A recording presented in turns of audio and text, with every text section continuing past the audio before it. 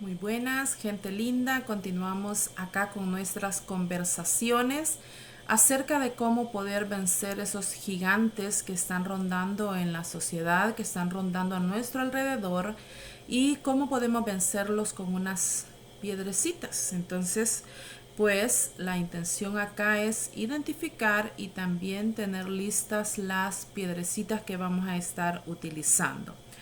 Venimos de hablar acerca de lo que son nuestros niños, de cómo nosotros podemos protegerlos a ellos y cómo podemos identificar los depredadores que pueden estar rondando a nuestros niños.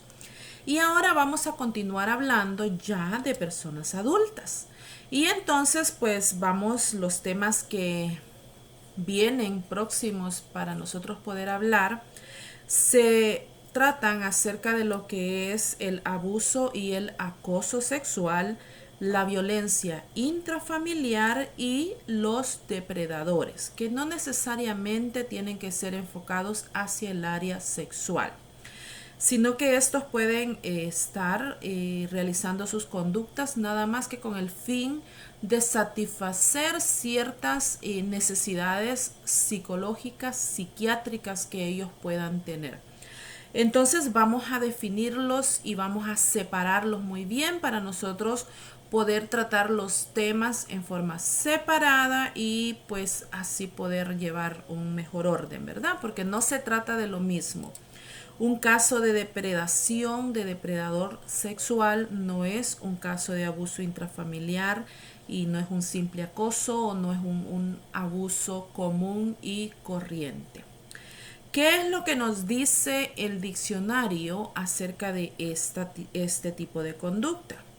Nos dice que general o normalmente cuando nosotros estamos hablando de un depredador, dice que es un animal que caza animales de otra especie para alimentarse. Primeramente acá nosotros vamos a notar que estamos hablando de una conducta netamente animal. ¿Qué quiere decir esto? Pues nosotros somos seres humanos y tenemos que distinguir lo que son nuestras conductas, nuestras virtudes y nuestros defectos, separarlos por completo de lo que son los instintos y lo que son las conductas de los animalitos. Dios nos hizo diferente, ¿verdad? Entonces nosotros tenemos que comprender que cuando estamos hablando de esto, estamos hablando de una conducta instintiva animal. Nos dice también que esto se da en la naturaleza entre animales de distintas especies. Podemos ver venaditos siendo cazados por leones, por tigres o por panteras, ¿verdad? O por cualquiera de esos animales grandes que son carnívoros. Entonces ahí nosotros podemos ver que esta es una interacción de especies diferentes. Y podemos también allí identificar que esta conducta se lleva a cabo con el fin de alimentarse o de poder subsistir. Eso es lo que sucede en la naturaleza. Allí interactúan un depredador y una presa.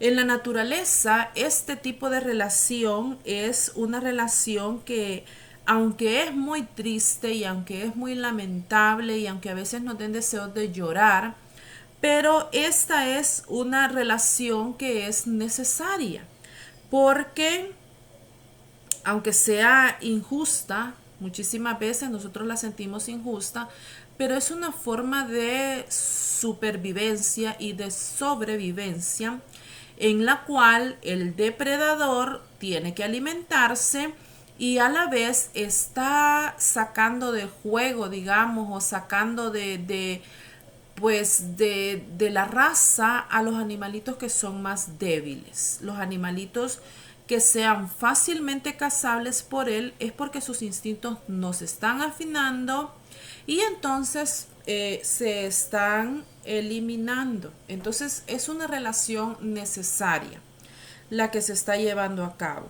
Nosotros quisiéramos ayudar, quisiéramos colaborar, ¿verdad? Con el animalito que está siendo cazado porque es muy triste, porque es muy lamentable cuando nosotros vemos a un carnívoro, cuando nosotros vemos a un animal feroz, a un animal grande, acechando, rondando en esos canales que nosotros vemos de cómo interactúa la naturaleza, es muy triste. Nosotros quisiéramos quitar de ahí ese animalito pequeñito, quisiéramos salvarlo, ¿verdad? Pero hay quienes también que hacen una diferencia, una pequeña diferencia entre lo que es depredador y lo que es predador. Pero en realidad el diccionario nos dice que no existe ninguna diferencia en su uso o en su significado, que estas palabras son sinónimos y provienen del latín depraedor, que se deriva del verbo praedari, que significa, fijémonos bien, significa robar, arrebatar y adquirir un botín. Esto a su vez proviene de praeda, que quiere decir presa. Y es muy notable mencionar que aunque estemos hablando de la naturaleza, que aunque estemos hablando de animalitos, su aplicación en el reino animal se dio históricamente a modo de préstamo o de metáfora. O sea que las conductas humanas se utilizaban pues para ejemplificar cómo era que los animalitos actuaban o lo que los animalitos hacían se utilizaba para hacer metáforas de las conductas humanas. Pero nosotros más bien podemos contemplarlo todo esto en lo que es la naturaleza. Y con el significado que hemos visto de estas palabras vamos a detallar lo que es el tema que nosotros vamos a estar hablando en esta noche. Y vamos a ver que esta conducta no es exclusiva de la naturaleza. Como vimos anteriormente, para nosotros poder proteger a nuestros hijos, que son pues por su misma inocencia, por su misma edad, por sus mismas ilusiones, son presa fácil de cierto tipo de depredadores.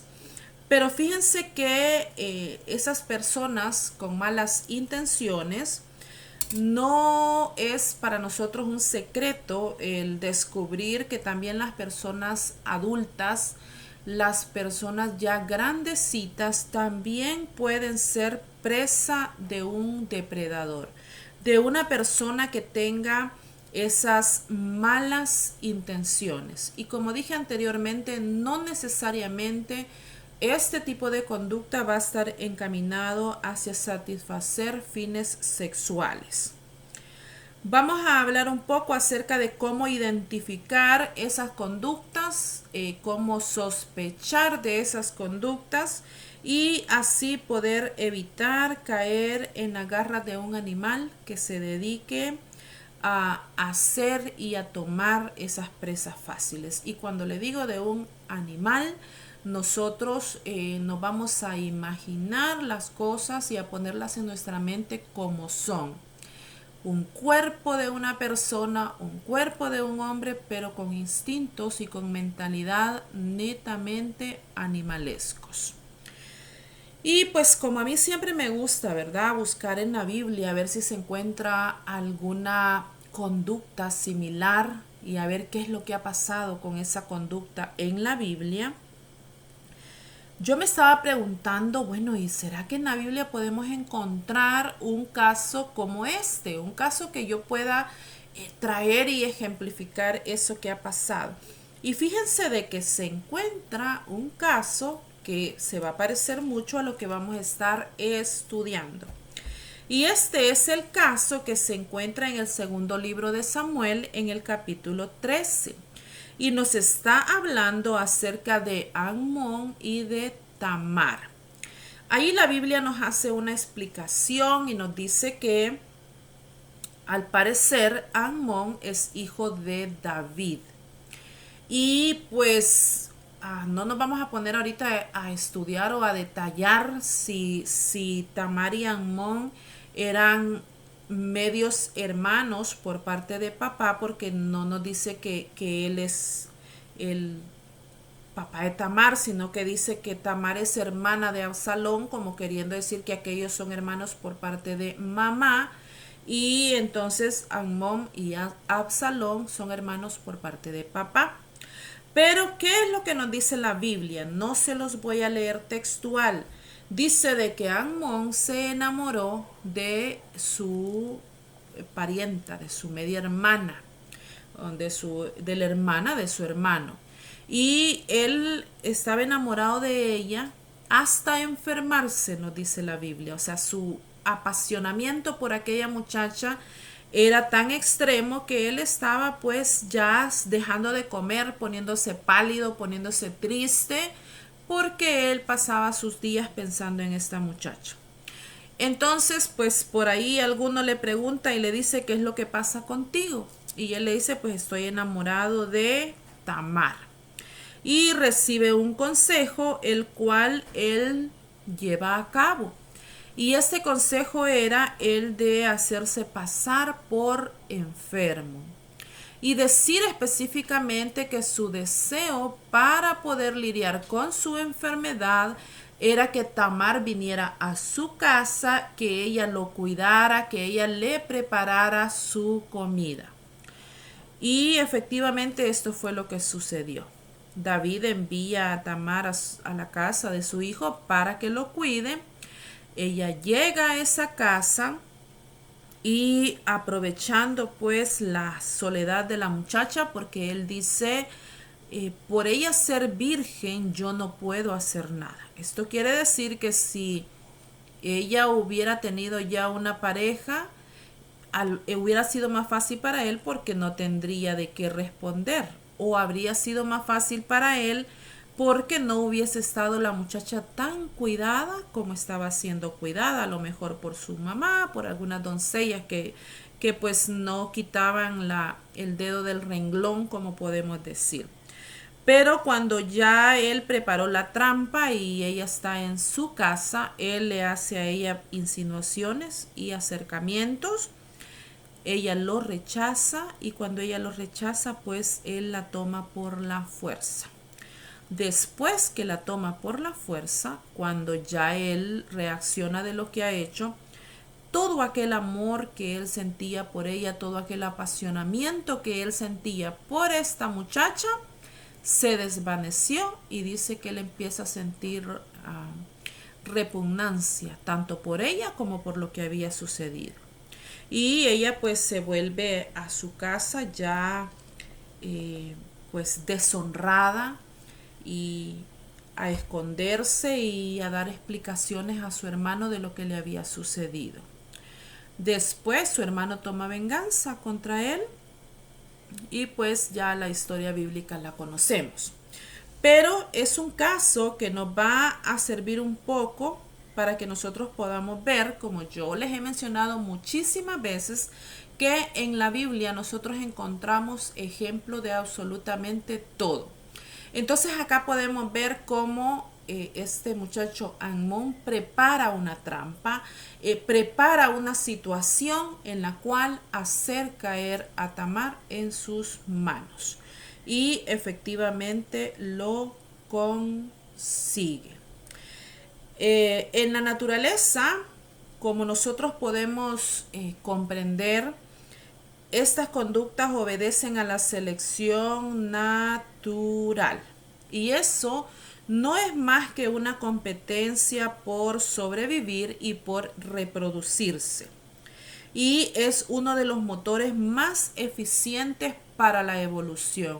¿Qué quiere decir eso? El mejor cazador va a estar mejor alimentado, va a obtener las mejores presas y por lo tanto va a ser quien más o mejor va a sobrevivir. Y la presa que cayó fácilmente quiere decir que no estaba preparada para las situaciones de esta vida y pues dejó de existir. Es la selección natural, como se le nombra o como se le menciona. La interacción de ese sistema supone que el depredador da cacería a la presa y se nutre de la materia orgánica de su presa, obteniendo así la energía necesaria para poder subsistir. allá es necesario, allá es parte de cómo se dan las relaciones, de cómo se da la alimentación. Los animalitos no tienen la capacidad de producir comida, de sembrar comida, de ir al súper y de obtener pues lo necesario para subsistir. Cosa muy contraria a lo que pasa con nosotros los seres humanos. Nos vamos a imaginar nosotros en el caso cuando nosotros estemos ahora hablando, nos vamos a estar imaginando a un hombre que cumple con las características de un animal de caza. Para nosotros poder y tratar de comprender cómo es que esta persona lo hace. Tal vez el hecho de poder descubrir exactamente el por qué sucede ese tipo de conducta, el por qué un hombre o un cazador, depredador, se comporta de esta manera, no va a ser una cosa tan sencilla. Porque fíjense que este tipo de conducta, pues en investigaciones criminales, en investigaciones forenses, es objeto de estudio. Una persona con estas características es objeto de estudios. Están ahí pues preocupados psicólogos, psiquiatras, neurólogos, forenses, muchísimas personas involucradas estudiando qué es lo que hay en la cabeza, qué es lo que hay en el interior de una persona que realiza este tipo de conductas. Pero encontrar la verdadera razón pues todavía está en veremos, todavía está en pañales. No hay una explicación lógica, razonable de poder decir por esto es que esta persona hace las cosas de esta manera. Entonces nosotros pues lo que vamos a hacer ahora es que vamos a tratar de identificar un poco de esas conductas sin lograr y sin conseguir llegar al por qué.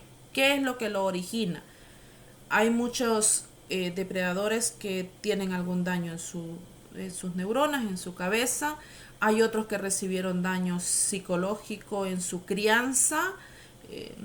Casualmente, ¿verdad? La mayoría son hombres, pero en todos los casos que yo he visto han tenido una mamá con la cual su relación ha sido bastante difícil.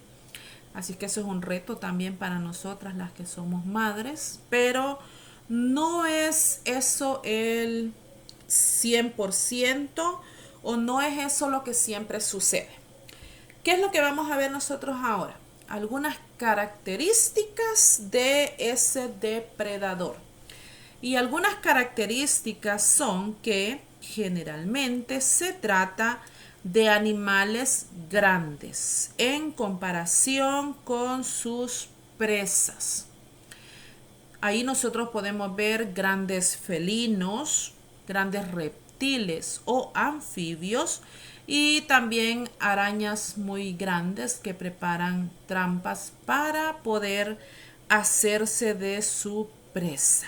Hay algunas imágenes muy llamativas en las cuales pues un tigre relativamente pequeño está prendido de un animal muy grande, pero generalmente ellos procuran buscar un animal que sea relativamente con su tamaño un poco más pequeño o que tenga algún daño físico, alguna herida, alguna lesión que le haga más fácil acercarse hacia aquel animal y poder tomarlo. También otra característica es que estos sorprenden a sus presas cuando se encuentran en sus actividades cotidianas, como lo que es beber agua o dormitar haciendo una siesta después que están haciendo la digestión.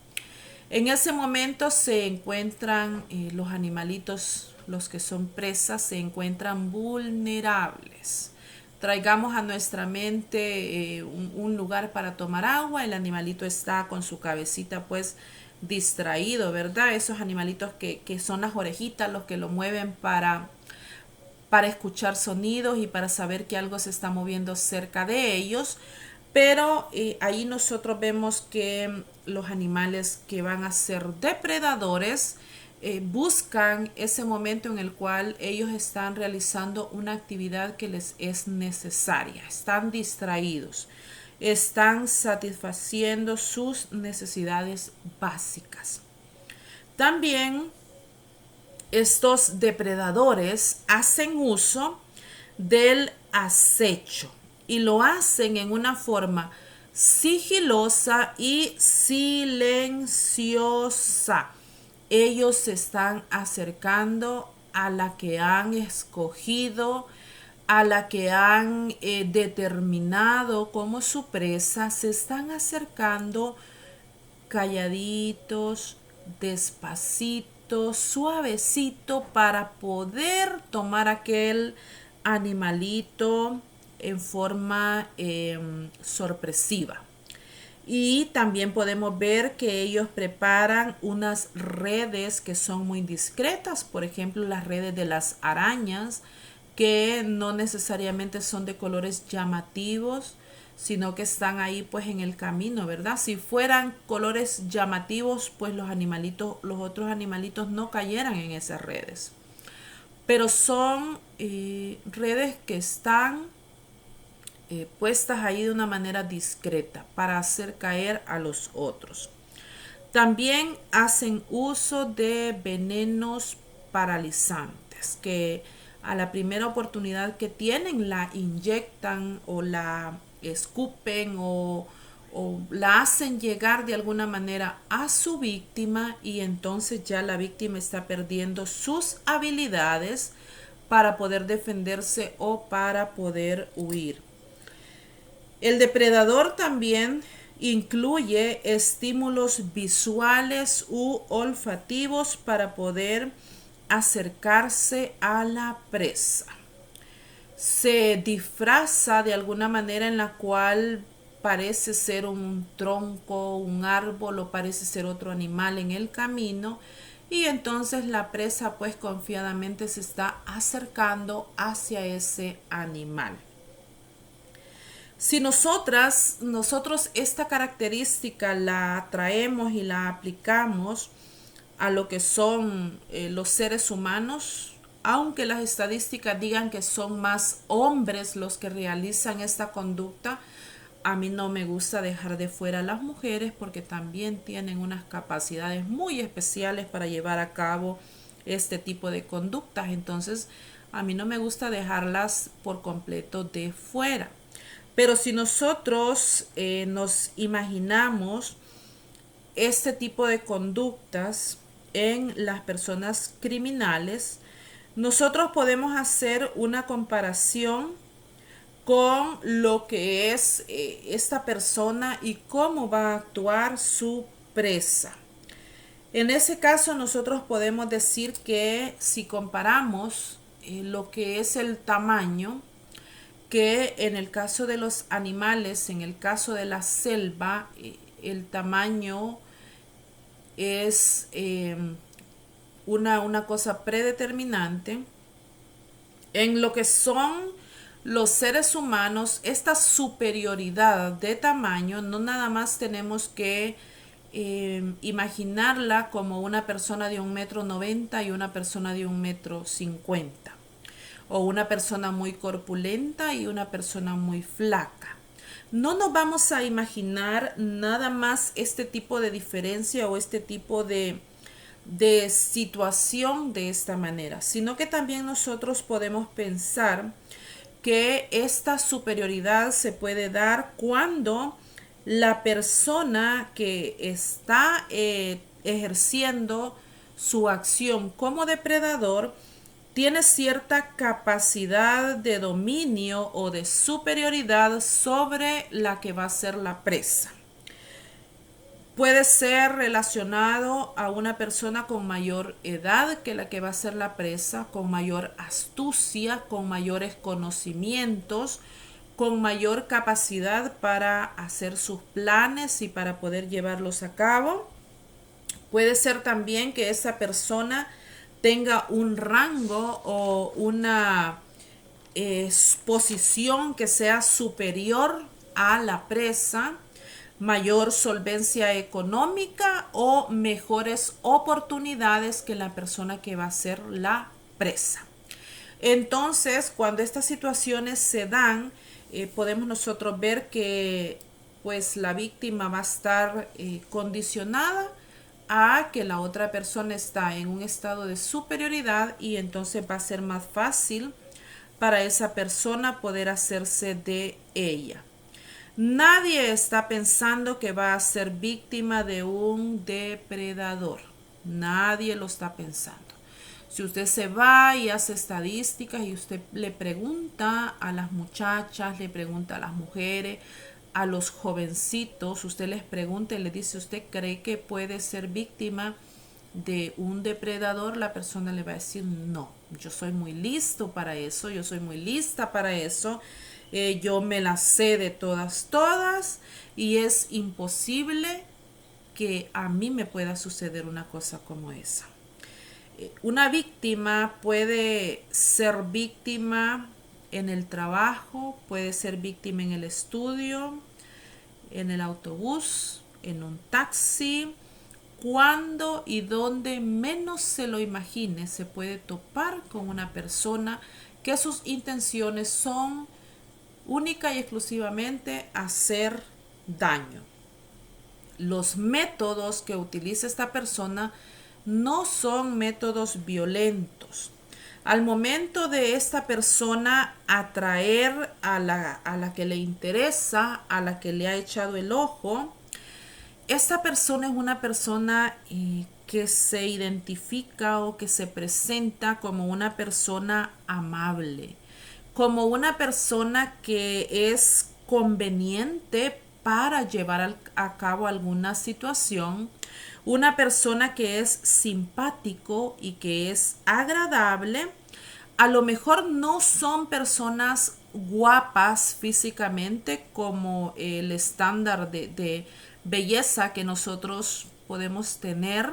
A lo mejor no son guapos como un modelo, como un Brad Pitt, ¿verdad? Pero son personas que tienen algún cierto atractivo y alguna forma llamativa de hacer llegar a las personas hacia su conversación, hacia su lo que le está ofreciendo. Es atractivo. De alguna manera, lo que ofrecen o lo que presentan es algo que a la que va a ser la víctima no le dan deseo de salir corriendo, sino que sigue la conversación, atiende a las invitaciones, a las insinuaciones o a lo que se le está presentando. Incluye estímulos que estos son el ofrecer algo, el proporcionar algo que la persona está buscando o la persona está necesitando. Esto puede ser a lo mejor un trabajo en nuestro país, pues los índices de desempleo son muy altos. Puede ser que se trate de un trabajo y de un muy buen trabajo, muy bien remunerado, muy buen horario. Puede ser que se trate de una calificación en la universidad o una calificación para acceder a algún tipo de trabajo. Le puede decir, yo te puedo dar un título o una certificación de alguna capacidad en alguna maquinaria o en alguna cosa que a la persona le sea necesario obtener aquello. También se han dado muchos casos que son con insinuaciones acerca de obtener, por ejemplo, una visa de turista, una visa de trabajo, que son cosas que las personas pues se entusiasman, necesitan mucho, y cuando alguien les dice yo sé la manera de obtenerla y te puedo colaborar, te puedo ayudar, te puedo decir cómo hacer estas cosas, pues la persona se confía, y además de confiarse se entusiasma y piensa que es una muy buena oportunidad la que está obteniendo, ya que estas cosas no son sencillas de obtener, Entonces, si alguien las ofrece de una manera alternativa o sin cumplir con todos los requisitos, pues es fácil que la persona quiera obtenerla de aquella. Si fueran cosas sencillas de obtener, pues no habría necesidad de hacer la trampa, sino que cualquiera pues podría ir y obtenerlas. Pero allí es en donde está el detalle. Esto es en cuanto al que va a ser la persona capaz de ser un predador, un depredador, un cazador, alguien sigiloso que se va a acercar a la otra persona. Pero ¿qué podemos decir en cuanto a la presa? En cuanto a aquella persona que se va a convertir en una víctima de aquel que tiene malas intenciones. En este caso, el diccionario y las explicaciones nos dicen que se trata de una especie que puede ser cazada o atrapada por otra. Esto es simple y es sencillo de explicar y de entender. No tiene mayor cosa que se pueda decir. La clave está en el poder. El depredador la toma porque puede. Toma a la presa simple y sencillamente porque nadie ni nada se lo impide. Entonces el todo está en poder tomarla. Cuando el depredador anda hambre, no va a respetar que se trate de una presa pequeña o que no sea la presa a la cual está acostumbrada. Cuando ya tiene días de no haber cazado, el depredador se va a arriesgar con cualquier tipo de persona. Así es que nosotros podemos ubicarnos y pensar y decir, bueno, yo no puedo ser víctima de una persona así porque ya mi edad ya pasó de esas cosas.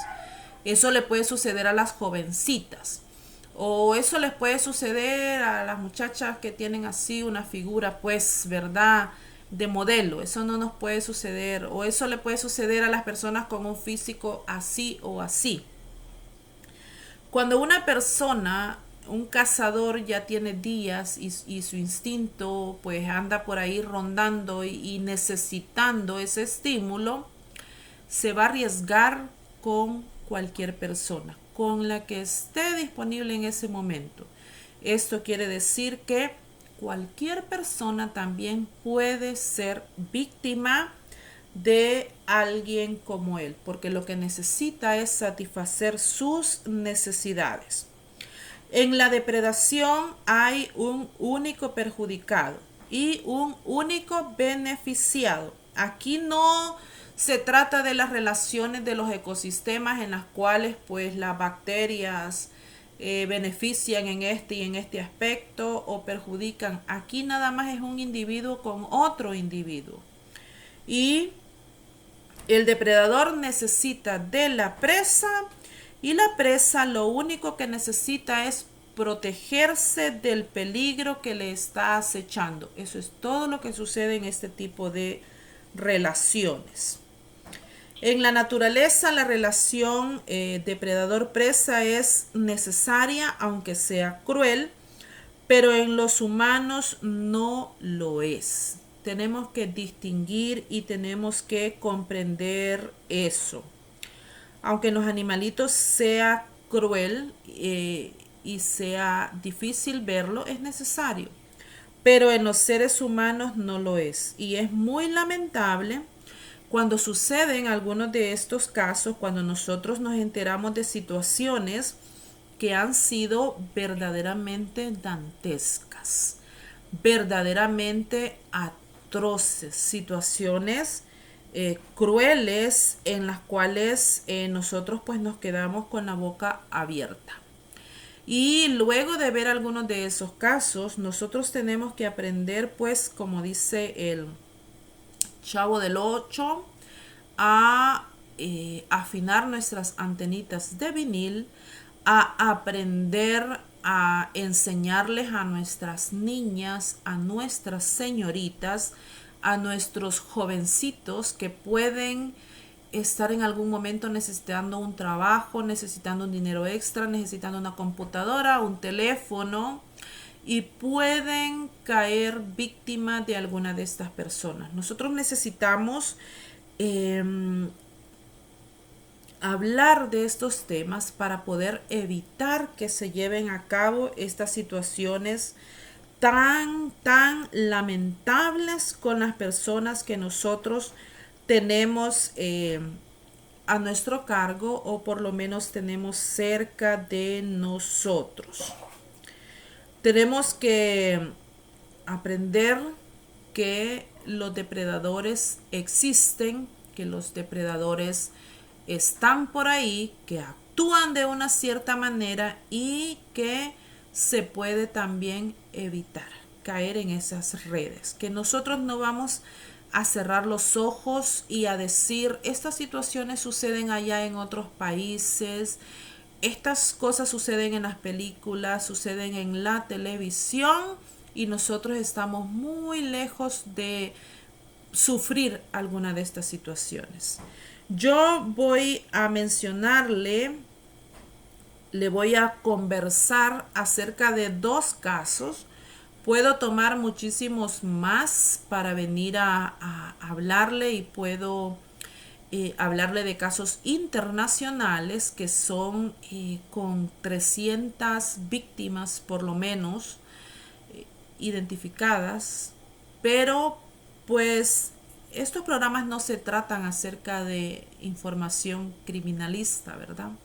Sino que se trata acerca de nosotros poder abrir los ojos y de saber que esas cosas están muy cerca, más cerca de lo que nosotros suponemos. Tanto la persona que está haciendo esta conducta es el depredador, como cualquier persona que nosotros conocemos puede también ser víctima y ser una presa fácil de alguna de estas personas. Le voy a hablar de 2 casos que han sucedido acá mismo en nuestro pulgarcito de América, en nuestro país pequeñito y chiquititito, de personas enfermas que han encontrado satisfacción en tomar por la fuerza la voluntad y hasta la vida de en la mayoría pues de mujeres. Y el primer caso que yo le voy a mencionar, como le digo, pueden ser muchos, pueden ser internacionales, pero es mejor que nos ubiquemos acá mismo, y casos muy recientes y muy sonados también, para que podamos comprender y convencernos que cualquier vecino y cualquier hijo de vecino puede ser depredador o puede ser también víctima. No está lejos de nosotros. Y por eso es que tenemos que estar preparados y con los ojos muy bien abiertos en nuestra familia, en el lugar de estudio, en la escuela, en la universidad, en el trabajo, en la iglesia misma. Tener los ojos bien abiertos, que nuestras niñas estén instruidas y conocedoras de que se pueden dar esos casos. Que no crean que esto nada más sucede, como le digo, en la televisión o en las películas. El primer caso del que les voy a mencionar es acerca de una muchacha que era enfermera en el hospital de Metapán. Ella era enfermera, su nombre era Ruth Esther Rivas Mojica. Esta chica tenía 27 años, era soltera, vivía con sus padres y asistía a una iglesia como miembro fiel. Ella pertenecía al tabernáculo bíblico de allá de aquel municipio, que pues no está muy lejos de acá donde yo vivo, es del mismo departamento, pero nos queda a 1 hora y algunos minutos el lugar del cual estoy hablando. Ella trabajaba en el Hospital Nacional de ahí mismo de Metapán.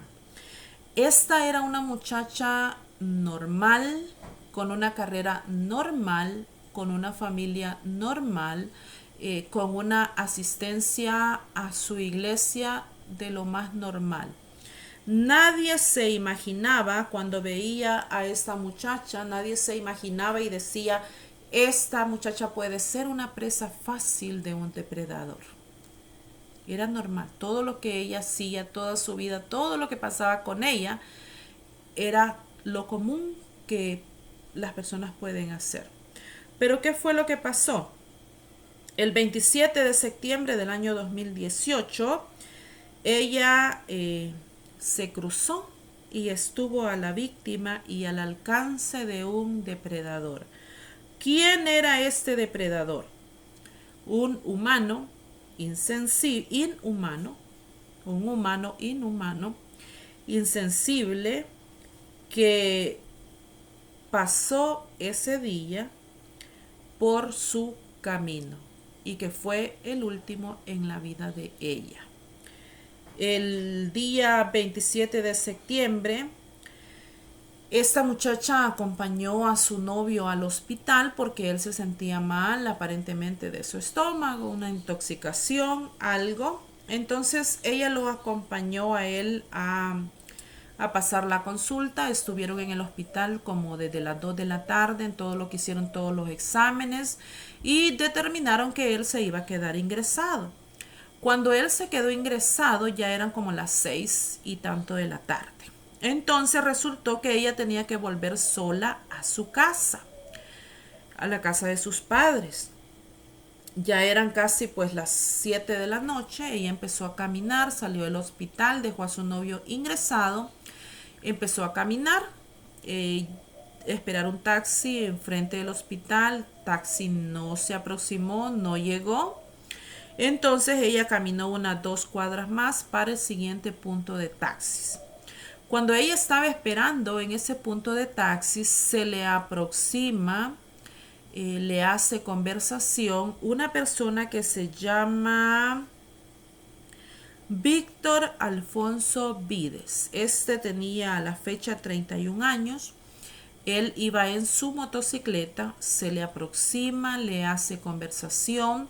Ellos aparentemente y en las investigaciones después se supo que se conocían. Si no habían sido compañeros de estudio, pues por lo menos habían coincidido en el mismo centro de estudios. Entonces ellos se conocían, ellos sabían quién era uno y quién era el otro. Se hicieron conversación, pues no se puede saber qué hablaron, pero uno puede sospechar, ¿verdad? Ella le contó lo que andaba haciendo, qué pasó, que ya era tarde, noche, no encontraba taxi, tenía que irse a su casa, que estaba bastante retirado de lo que es el casco de la ciudad. Él se ofreció a llevarla y en su moto, y ella pues como ya se conocían, ella aceptó ese ride. Se subió a su moto, se fue con él unos 40 minutos porque el lugar en el cual ella vivía estaba bastante retirado. Cuando ya estaban próximos a llegar a la casa de ella, aparentemente él se detuvo, le hizo a ella insinuaciones de acercamiento sexual. Ella se entiende que se negó. No se sabe tampoco si anteriormente ellos habían tenido algo y esto le daba a él ese derecho de pensar que podía continuar teniéndolo cuando él quisiera. Pero aparentemente ella se negó y pues él no entendió esta negativa. Se bajaron de la moto, hubo golpes, hubo persecución, hubo abuso y la muchacha quedó tirada en la calle. Él la agarró y la metió en el monte y la dejó escondida por ahí. Ya según él, pues estaba ella muerta, fallecida. Y él se va de regreso para su casa y estando en su casa, pues no puede con esa situación. También es necesario mencionar que este tipo ya había tenido unos años antes, como en el 2013, un proceso también por abuso sexual. Lo evadió yéndose en forma ilegal hacia Estados Unidos, en donde estuvo varios años hasta que lo deportaron. Pero cuando lo deportaron por A o por B, pues aquí no había ya un proceso esperándolo y pues él vino a estar en libertad. Entonces ya él tenía ese antecedente y cuando él no pudo ya con la situación que le había pasado y le llamó a su mamá para decirle, para explicarle lo que había pasado. Y la mamá le ayuda a crear una coartada, a hacer un plan y le dice, regresa donde la dejaste y ponla a la orilla de la carretera para que se simule como que ha sido un accidente de tránsito. Como todo, la mayoría de los que suceden en nuestro país, en la cual pues hay una persona atropellada y nadie se hace cargo de eso. Le dice ve y ponla así, después vamos a llamar a emergencia para que se hagan cargo y no ha pasado nada. Efectivamente, él se fue con un amigo, la sacaron a ella del monte en el cual la habían puesto, la dejaron a la orilla de la carretera. Cuando ya él regresó a su casa y le dijo a su mamá que ya estaba, que ella ya estaba a la orilla, su misma mamá llamó al número de emergencia, al 911, para decir que había una persona aparentemente atropellada en tal y tal calle. Llegaron las ambulancias, llegó la policía y se encuentran con que Ruth todavía estaba viva, pero en condición muy grave. Como ella también era enfermera, entonces cuando llegó al hospital le prestaron especial cuidado a su caso y la trataron pues con cuidado diferente porque era su colega, era su compañera de trabajo. Y cuando vieron que era grave su situación, decidieron que la iban a trasladar hacia emergencia en Santa Ana. Lamentablemente ella no sobrevivió. A los 3 días falleció. Pero, como les digo, como era colega de medicina, los médicos pusieron especial cuidado al tipo de golpes que tenían. Le hicieron la autopsia y determinaron que esos golpes no eran ocasionados por un atropellamiento, sino que esos golpes habían sido ocasionados por puños, por patadas, por el casco de la moto. Y entonces empezaron a averiguar y ustedes pueden decir, bueno, ¿y cómo es que se sabe todo esto? Pues se sabe porque en muchas calles hay cámaras y ahí se pudo ver ella caminando, él acercándose en la moto. Se determinó que se fue con él. ¿A qué hora? Las antenas telefónicas captaron también los dos teléfonos cerca, juntos en las mismas antenas. Luego él se va, su mamá, se determinó todas las llamadas que se hicieron, como él llamó a su amigo, luego el teléfono de él con el de su amigo en la misma antena que se conectaba el teléfono de ella. Y fue así como se determinó que había sido él quien había llevado a cabo pues este abuso y este homicidio. Y no pasó como un accidente de carro, de auto normal, como muchos que quedan acá en nuestro país, que pues el motorista tuvo el accidente y huyó. Lamentablemente, pues ella perdió la vida, pero por lo menos se pudo arrestar y condenar a este tipo que se llama Víctor. Y nosotros en este caso podemos pensar y podemos